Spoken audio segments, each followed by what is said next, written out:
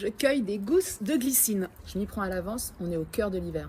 Mais si je veux piquer la curiosité de mes élèves le jour où on fera des plantations, il faut que je raconte une histoire. Cette vidéo est totalement décousue, comme en témoigne cette coupe de cheveux qui ne cesse d'évoluer, mais cela reflète parfaitement ce que j'aime mettre en place dans mes classes, à savoir des projets qui piquent la curiosité de mes élèves et qui ont du sens pour eux, ancrés dans le réel. Alors évidemment, j'emmène pas mes élèves chez moi, mais la glycine, ça pousse absolument partout et je trouve ça vraiment intéressant d'emmener nos élèves dehors et de les accompagner dans l'observation des changements de la nature en fonction des saisons. La glycine, c'est spectaculaire parce que ça sent très bon, parce que c'est très beau, ça pousse super vite et les gousses qui renferment les graines sont quand même assez incroyables. Là, on est au cœur de l'été, elles sont encore très tendres, très vertes, mais au bout d'un an, elles vont devenir marron. Elles ressembleront à ça et sous l'effet de la pression, une fois qu'il n'y aura plus du tout d'eau, elles vont exploser en tombant au sol. Et c'est comme ça que j'ai débuté le projet avec mes élèves. Je leur apportais des gousses sèches.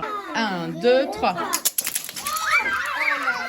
L'observation de ces graines, ça peut être un préalable à l'étude justement de la dispersion des graines. Certaines, comme sur l'érable, les samars, ressemblent à des petits hélicoptères et vont être emportées par le vent. Il y a celles qu'on souffle, comme les pissenlits, et celles dont la gousse explose au toucher ou alors au moment de tomber. Et pour que toutes ces notions soient vraiment concrètes et que les enfants les gardent en mémoire et apprennent quelque chose, c'est important qu'ils puissent mettre la main à la pâte. C'est important qu'ils puissent toucher des graines, qu'ils puissent s'amuser avec des gousses, qu'ils sortent et qu'ils voient en extérieur de véritables glycines en fleurs. Ça valait le coup d'attendre.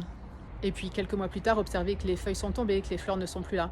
Et quel plaisir de faire des petits semis en classe, de regarder sa jeune pousse pousser et devenir un joli plant, de le remporter à la maison et de s'en occuper en l'arrosant régulièrement. Tout ce qui est appris peut être conservé sur des affiches de classe collective ou alors dans des petits cahiers individuels. Ce qui est sûr, c'est que si on veut que les élèves retiennent des informations, c'est super important de les impliquer et de leur partager notre enthousiasme. Ici, là.